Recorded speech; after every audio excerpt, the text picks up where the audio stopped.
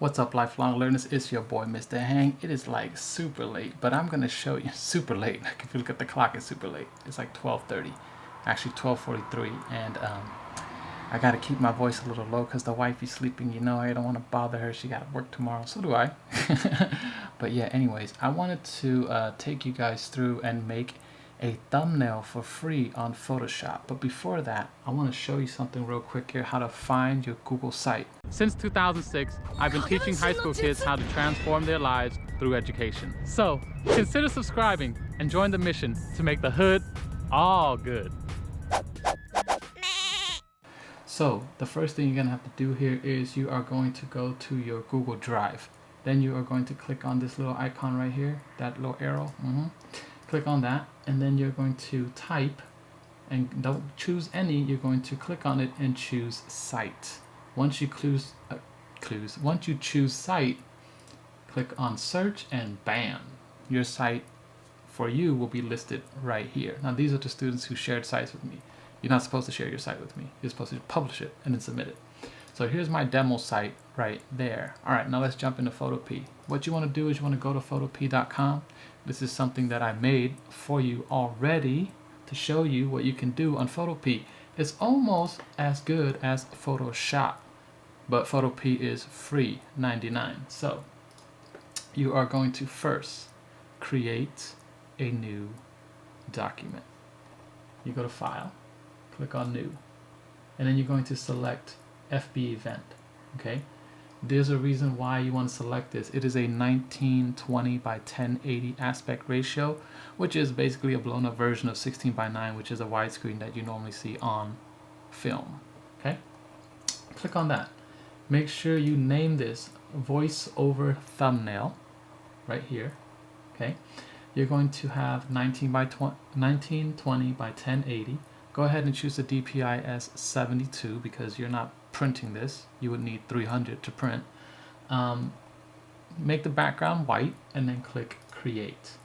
You could choose templates. You just saw the templates on the right hand side, but I just choose to start from a blank canvas. Now, what I'm going to do first is I'm going to import the photo that I wanted to use, which was the fly. And you can download photos and stuff and use your own photos. So you're going to click on File, go to Open and Place if you have an image you want to use as a background instead of white. And then I'm going to go to where I saved my photo. I saved it in Ninja 5 and Photopea thumbnail tutorial. Here's my photo of a fly. And so it opens and places the fly right there. Hold Shift and then click the edge to maintain the aspect ratio of this fly. Okay, and then I am going to drag it to where I want to place the fly. Click and drag, click and drag. All right, I'm going to leave the fly somewhere like right there. Okay, it's not perfect, but you can do more. And then I push return and it is going to place the fly right there. So now what I'm going to do is add some text layers. So I'm going to go to the text layer, which is this button right here with the T, and I'm going to click on that, and I'm going to type in and pick the color. Okay, you can change the size and all stuff right here. Pick the color. I want the color to be black. Okay, so I'll click OK, and then I will type in. Oh, okay, I didn't mess up the text right there. So I'm gonna go with it. Literary voice over project. Okay, now I know that it doesn't look good right now, but I'm going to highlight everything or hold command and then click A or press A, and then you are going to select all, and I'm going to change the size of this font, and then I'm going to drag it down where I can see it. Okay, so I'm going to go back in here, double click on the literary voiceover project text, and I'm going to delete what I really don't need. Now what happened to my text? Why is it so jacked up? So what happened here is I need to highlight the text. I need to go into character, and I need to adjust this back to 100. I'm gonna type it in because it's faster. 100, and this is going to change the left and right. It is going to be 100. Okay, So when you type for the first time, you should actually see this, not the messed up version that you saw earlier. All right, so anyways, we're gonna place it where I wanna place it, and I'm gonna change, let's say, the blend mode. Right click on the text, go to blend option, and I'm gonna, put a stroke on it. I don't want a black stroke. I want like, I don't know, a red stroke or something like that. Whatever color you want, it doesn't matter, just pick one, okay? And then you can change the size of the stroke and all that stuff, and then you can go put a drop shadow. Ooh, that's too big. The stroke was too big. All right, let's put 2. And then I would put a drop shadow or something like that, and I'll change the color of the drop shadow if I want to. And I'll change the angle if I want to. You see the drop shadow spinning right there? Yeah, okay. So I can put it right there. I can adjust the opacity to show more of it, to show less of it, to put the distance farther away or closer. You can mess around with all this stuff later, but I just want to get the point across of how you can do it. So I did the drop shadow and I put the overlay, the stroke. Make sure you click into this so that you're able to edit these parameters. Click OK. And then I would go in and do more text or more layers, whatever you want to do. So the next thing I want to show you is, how did I get this? You already know how to adjust up and down, left and right, spreading out the text, making the text taller. You saw that. I just fixed that. So you can just go change those parameters.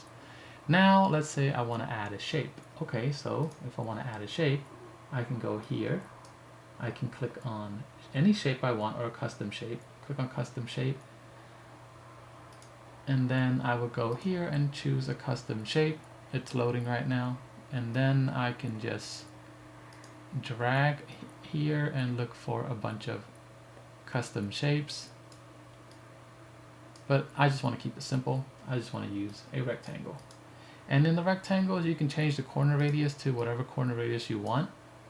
See how, watch, when I click and drag, see how the corners are like kind of circular, like smooth, right? So maybe I don't want that Command Z, okay? Maybe I want no curve. So it's gonna be sharp corners. So when I click and drag on the, for a new layer of a shape, I have a sharp corner. So you can mess around with that stuff, play with the parameter. You can change the colors as well. So let's say I want to change the colors of this shape. I would just go to shape, and then I would be able to change the color of this shape by clicking up here. Let's say I want it to be red. There it goes. I want it to be green, blue, whatever, right? Whatever color you want to change it to that color. And then let's say I want like a little border around it. You can go to stroke. Stroke just means a border around the shape. All right. So let's say I want a stroke, but no fill. So I put no fill, and then it'll just be the border, and I can see through the fill. All right, so you can mess around with all that stuff a little bit later. So I'm gonna choose, let's say, a solid fill. And I can put this text over on top of it by clicking on the text layer and then clicking on the move tool, and I can drag the tool. Oh, but what happened? Why is the shape over the text? Well, just click the text and drag the text layer on top of the shape layer, and then the text is now on top of the shape because it's a priority. Whatever's on top gets seen first, and then it keeps going down from there. So let's say I want to change the opacity of the shape. Click on the shape, change the opacity, and then you can see through the shape. Opacity changes how much transparency you have for the shape.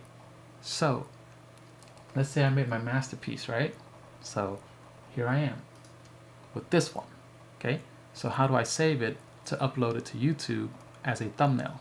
So I'm going to finish my design. I'm going to click on File.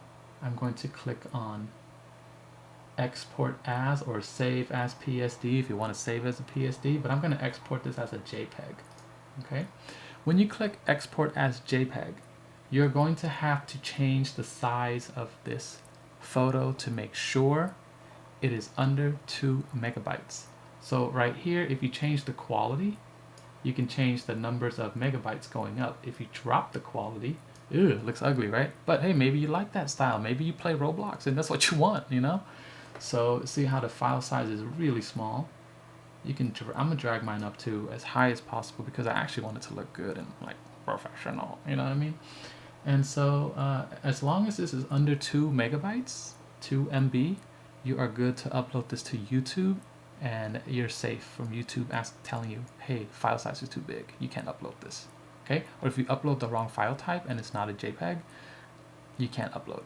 So I'm going to save this, click save. It's going to ask me oh, it didn't even ask me, it just put it in my download folder. So I'm going to click on this, it'll show Finder, and then I'm going to take this from my download folder and I'm going to take it into my Ninja folder and take it into my Photopea thumbnail, and I drop it right here.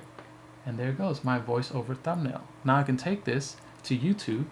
So for you guys, when you want to access YouTube, you're going to have to go to your Google Drive. You're going to have to click on these dots right here, these like square, circular dots that make a square. All right. And then you click on YouTube. Slide this down so you can drag this. Click on YouTube. It'll take you to your student YouTube, and right now it's taking me to my teacher YouTube. But actually I'm going to do this for my professional YouTube channel. Subscribe, by the way. JK, you don't have to. So I'm going to go to my videos, and then I'm going to go to the video that I want to upload this file to, which is the literary voiceover project that I did with you in the beginning of the school year. I'm going to click on details right here. And then I'm going to slide this all the way up because I wrote my descriptions and all that stuff. And then you can click on upload thumbnail. Now some of you are going to have problems uploading a thumbnail because you have not verified your account yet. Just click on it and then click on this to learn more how to verify your account, and then just follow the instructions. I'm going to click on this because I've already verified my account. And then I'm going to go to Ninja, Photopea thumbnail, tutorial, voiceover thumbnail, open, and boom. This is now uploaded as a thumbnail for me, and I'm going to click save. Okay. Now, before the thumbnail was this lady by the phone smiling and laughing and looking at the computer. Now what I'm going to do is I'm going to go to my site right here, Mr. Heng demo site, and I'm going to go to my contemporary video page, and my thumbnail is right there. It used to be a thumbnail of the lady doing this, smiling at the computer, because that was the one that I chose. But now I've uploaded a custom thumbnail instead of having the one that YouTube recommends for me. Okay, so I hope that helps, and don't forget to like, share, and subscribe. If you have any questions, leave it in the comments down below. I'm here to help you, and we're gonna say goodbye now. Rock, paper, peace. Let's hang out again in the next video. Dang, it is late. I'm committed though.